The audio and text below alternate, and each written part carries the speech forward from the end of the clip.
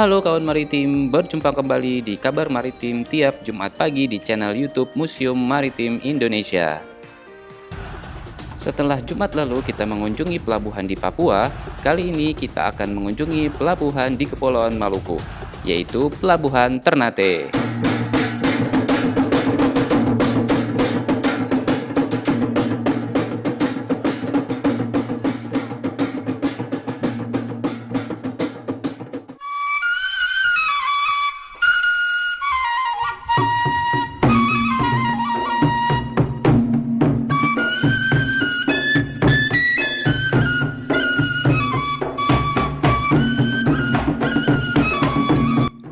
Pelabuhan Ternate menjadi salah satu pelabuhan yang dioperasikan oleh Pelindo di kawasan Regional 4. Terletak di Maluku Utara, kota Ternate adalah sebuah kota yang berada di bawah kaki gunung api Gamalama di Provinsi Maluku Utara.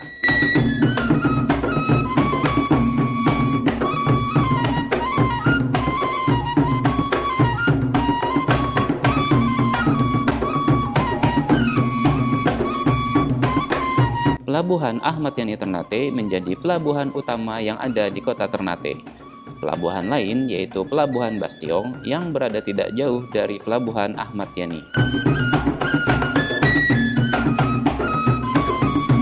Pelabuhan Ahmad Yani Ternate kini memiliki 2 buah kontainer kren baru yang siap bongkar muat peti kemas hingga 25 peti kemas per jamnya.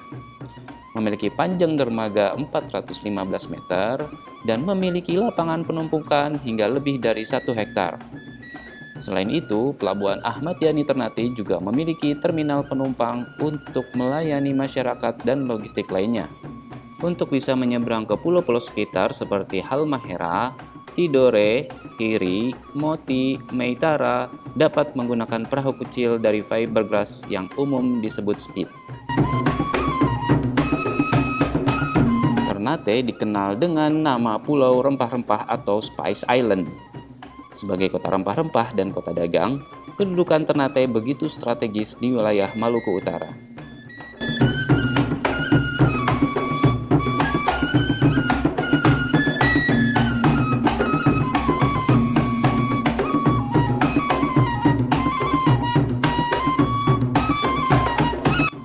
Ternate pada akhirnya menjadi primadona bagi berbagai suku bangsa di dunia. Tahun 1912, Henry and Ridley menulis bahwa pada masa dinasti Han atau abad ketiga sebelum Masehi, apabila pembesar istana akan menghadap kaisar, mereka harus menghadap dengan cengkih di mulutnya. Dan berdasarkan bukti arkeologis, pohon cengkih dari Mesopotamia ditemukan bahwa pohon ini hanya tumbuh di Maluku, di mana Ternate menjadi penghasil utama cengkih. Cengkih membuat Maluku dikenal dan menjadi magnet bangsa-bangsa asing untuk mencari di mana Ternate berada. Dalam catatan sejarawan Ternate, Pangeran Henry the Navigator dari Portugis berprakarsa untuk mencari negeri rempah-rempah Ternate pada awal abad ke-15. Disusul pada tahun 1488 oleh Bartolomeu Dias dan Vasco da Gama. Eksplorasi yang dilakukan oleh bangsa Portugis ini juga didukung oleh adanya perjanjian Tordesillas pada tahun 1494, di mana Vatikan ketika itu membagi dunia menjadi 2 belahan dunia, yaitu bagian barat dan timur, di mana bagian barat akan dieksplorasi oleh bangsa Spanyol dan bagian timur akan dieksplorasi oleh bangsa Portugis. Dan kemudian Alfonso Albuquerque pada tahun 1511 menaklukkan Malaka dan membuka jalur laut menuju ke Ternate.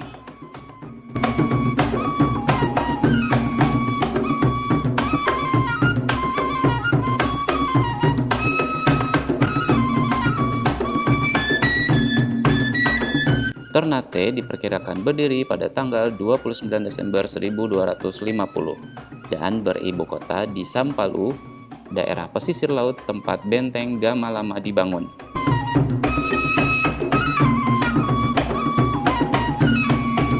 Berdasarkan sumber pribumi, istilah Ternate berasal dari 3 suku kata, yaitu Tara no ate, yang berarti turun ke bawah dan pikat dia.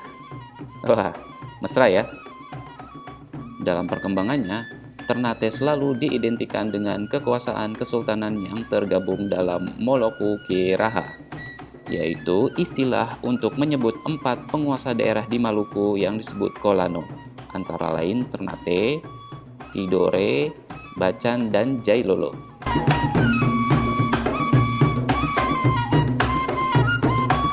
Kesultanan Ternate sendiri didirikan pada abad ke-15.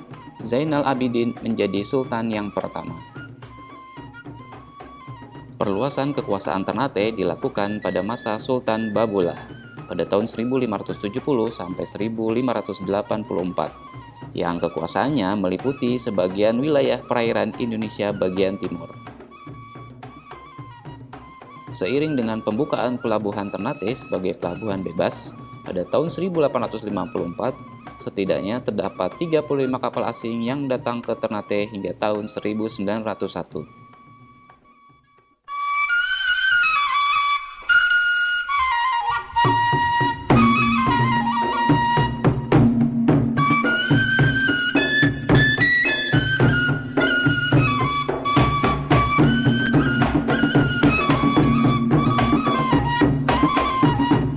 Ternate memiliki banyak benteng dan pernah dijuluki sebagai kota 1000 benteng. Benteng ini merupakan benteng Toluko, berada di sisi timur Pulau Ternate. Benteng ini dibangun di atas bukit yang menjorok ke laut di Kelurahan Sangaji, Kota Ternate. Tak hanya strategis untuk memantau kedatangan kapal, benteng yang dibangun Panglima Portugis Fernando Serrão pada tahun 1540 itu juga memiliki akses untuk mengerahkan pasukan ke pantai. Di puncaknya terhampar pemandangan lepas ke Laut Maluku, Pulau Tidore, dan pesisir barat Pulau Halmahera.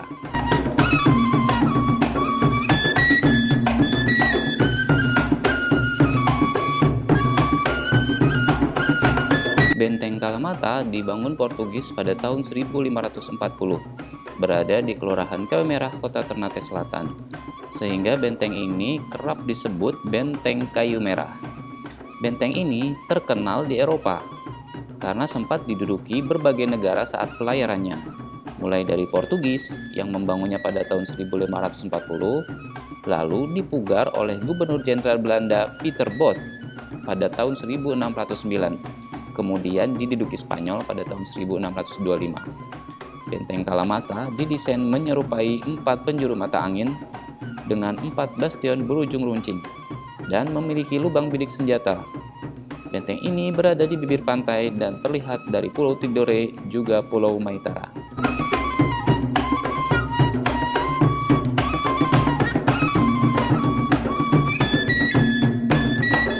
Salah satu benteng yang dibangun Portugis di Pulau Rempah ini menjadi tempat hunian orang Melayu pada saat Portugis berkuasa, sehingga sempat disebut Benteng Melayu.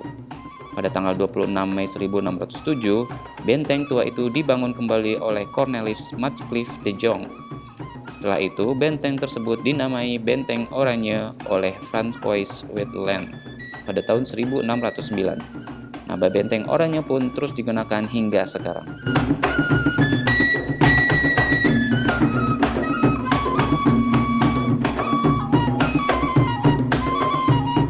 Saat ini, masyarakat Maluku Utara masih menanam berbagai komoditas rempah.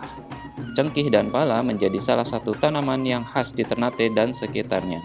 Salah satu bukti kekhasan itu adalah adanya pohon cengkih Avo tertua di dunia. Nah, kawan maritim, sampai sini dulu ya kabar maritim kali ini.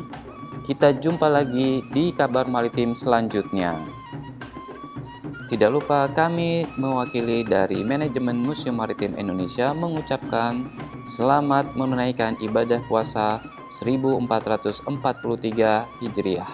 Marhaban ya Ramadan. Aku, kamu, cinta maritim. Kawan maritim,